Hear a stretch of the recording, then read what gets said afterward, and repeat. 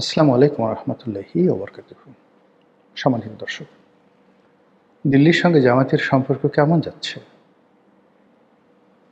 দিল্লির সাথে সম্পর্ক মানে শেখ হাসিনার সাথে সম্পর্ক এবং একই সঙ্গে দিল্লির যে সাউথ ব্লক রয়েছে, নর্থ ব্লক রয়েছে এবং নরেন্দ্র মোদী সরকার তাদের সঙ্গে সম্পর্ক কোন পর্যায়ে রয়েছে এই বিষয়গুলো নিয়ে আলোচনা করব। তার আগে হঠাৎ করে এরকম একটি প্রসঙ্গ আসলো কেন? কারণটা খুবই স্পষ্ট। সাম্প্রতিক সময় আপনারা দেখতে পাচ্ছেন যে জামাত অতিমাত্রায় চীনমুখী হয়ে পড়েছে এবং দিল্লির একটা মাথা ব্যথা হলো যে যারাই চীনের সঙ্গে খুব ঘনিষ্ঠ হয়ে যায় তাদেরকে নিয়ে জামাত যদি বেজিংমুখী হয়ে পড়ে তাদেরকে নিয়ে সঙ্গত কারণে দিল্লি উৎকণ্ঠিত হবে এবং তাদেরকে টেনে আনার চেষ্টা করবে। এটা হলো দিল্লির একটা স্বাভাবিক, যাকে বলা হয়, নীতি। ২ নম্বর হলো যে গত ১৭ মাস কিংবা তারও আগে মার্কিন যুক্তরাষ্ট্রের যে ডিপ স্টেট পলিসি ছিল সেই ডিপ স্টেট পলিসিতে আমরা জানি জামাতকে সর্বরকম পেট্রন করা হয়েছে আমেরিকার পক্ষ থেকে। কিন্তু গত নির্বাচনে যা কিছু হয়েছে, যেটিকে ম্যাটিকুলাস ডিজাইন বলেন কিংবা যেটিকে এক্সট্রা অর্ডিনারি ইঞ্জিনিয়ারিং বলেন, ইলেকশন ইঞ্জিনিয়ারিং বলেন, হোয়াট এভার মেবি, যেটা জামাত সরাসরি অভিযোগ করছে, সেই নির্বাচনের ফলাফল দেখার পর জামাত রীতিমতো তাণ্ডব, মানে তাজ্জব বনে গেছে। এর কারণ হলো যে তাদেরকে যেভাবে আশ্বাস দেওয়া হয়েছিল, প্রশ্বাস দেওয়া হয়েছিল, তাদেরকে যেভাবে সিকিউরিটি দেওয়া হয়েছিল, তাদেরকে যেভাবে ট্রেনিং দেওয়া হয়েছিল, সেক্ষেত্রে শেখ হাসিনার পতন পরবর্তী ১৭ মাস, এই ডটগুলো যদি মেলান, জামাতের ক্ষমতায় আসার সম্ভাবনা আমেরিকার পক্ষ থেকে একেবারে শতভাগ নিশ্চিত করা হয়েছিল।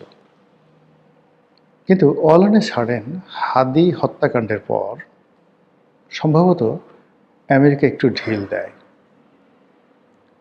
দ্বিতীয়ত, মধ্যপ্রাচ্য নিয়ে, ইরান নিয়ে, ইউক্রেন নিয়ে আমেরিকার যে প্রচণ্ড মাথা ব্যথা, সেই কারণে বাংলাদেশের বিষয়টি তারা একটু চেপে যায়।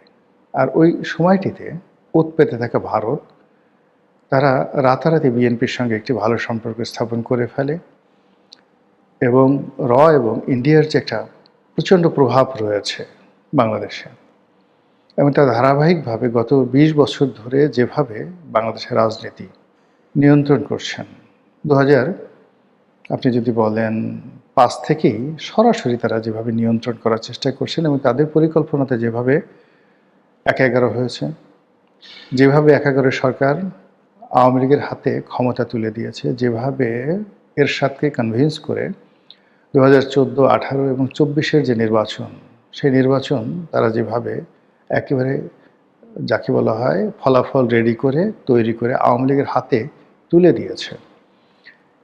এই কাজগুলো করার জন্য যে মেকানিজম দরকার, যে শক্তি দরকার, যে ইনভেস্ট দরকার, যে ম্যান পাওয়ার দরকার, সবই ভারতের আছে, কিন্তু আমেরিকার সেটা নেই।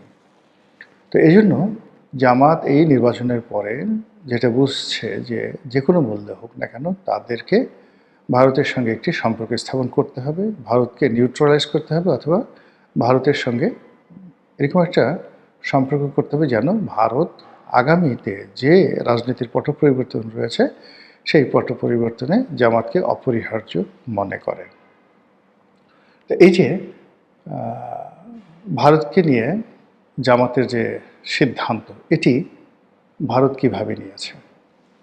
যদি সাম্প্রতিক সময় ভারতের যে রাষ্ট্রদূত তার মনোভাব দেখেন, জামাতি নেতাদের সঙ্গে তার দহরম মহরম দেখেন, এবং ভারতের বিভিন্ন রাষ্ট্রীয় প্রোগ্রামগুলোতে যেভাবে জামাতের লোকজন স্বতঃস্ফূর্ত হয়ে আনন্দ এবং উল্লাস নিয়ে যেভাবে অংশগ্রহণ করে, তাতে মনে হচ্ছে জামাতের সঙ্গে ভারতের একটি তলে তলে চ্যানেল তৈরি হয়ে গেছে বা হওয়ার পথে রয়েছে।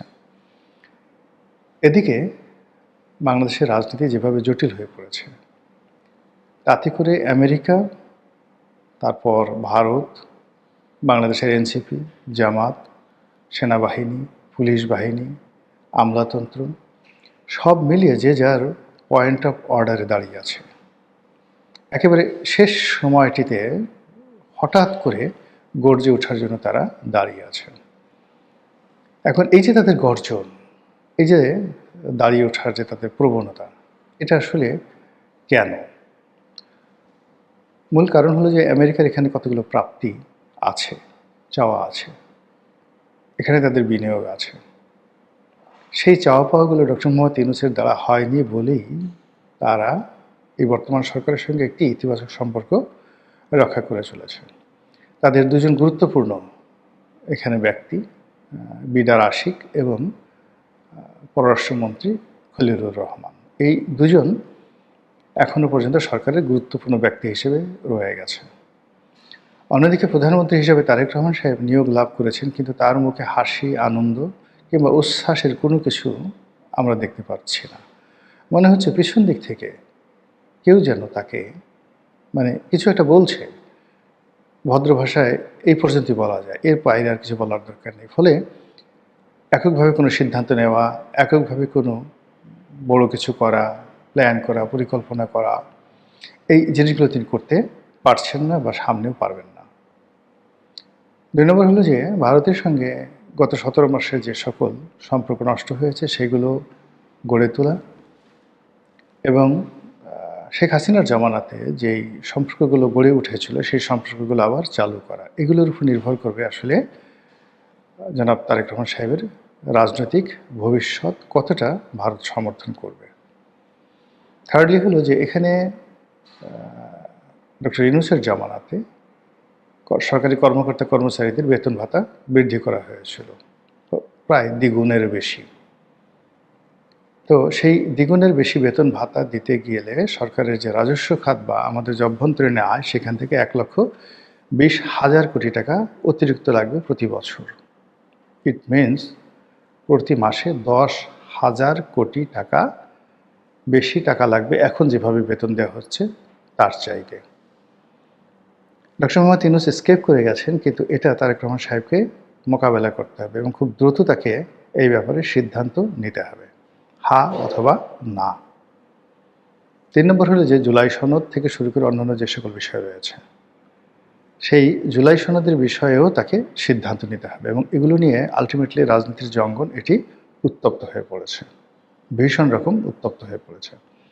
তো কাজেই বিএনপির জন্য রাজনীতি সামনের যে ২ থেকে ৩টি মাস ভীষণ রকম একটি টালমাটাল অবস্থা সেখানে যাবে। সেই টালমাটাল অবস্থার মধ্যে তারা কতটা ভালো করতে পারবে না পারবে সেটা তাদের ব্যাপার, কিন্তু এই সময়টিকে জামাত কাজে লাগাতে চাচ্ছে যে পরিস্থিতি যদি টালমাটাল হয়ে যায় এবং সেক্ষেত্রে জামাতের জন্য যদি আবার নতুন করে কোনো অপরচুনিটি আসে, সেই অপরচুনিটি তারা অতীতের মতো হেলায় হারাবে না, অতীতের মতো ভুল করবে না এবং গত ১৭ মাসে তারা যে সকল খানাখন্দক তৈরি করেছে রাজনীতিতে সেইগুলো করবে না। এটাই স্বাভাবিক। যদি এই ধারা তাদের মধ্যে থাকে, সঙ্গত কারণে ভারত যদি তাদেরকে সুযোগ দেয় তারা ভারতের সঙ্গে নেগোসিয়েশনে দৌড়ে দৌড়ে যাবে। আর অন্যদিকে বুবু, আমাদের আপা জননেত্রী শেখ হাসিনা, তার সঙ্গে জামাতের যে সম্পর্ক এর আগেও বেশ কয়েকবার হয়েছে, বিএনপির সঙ্গে কখনো হয়নি, কিন্তু জামাতের সঙ্গে একাধিকবার তাদের সম্পর্ক হয়েছে। তো সেই সম্পর্কের যে ধারাবাহিকতা, সেই ধারাবাহিকতায় যদি আপার পক্ষ থেকে কোনো প্রস্তাব যায়, আমিরের জামাতের সভাপতির পক্ষ থেকে যদি কোনো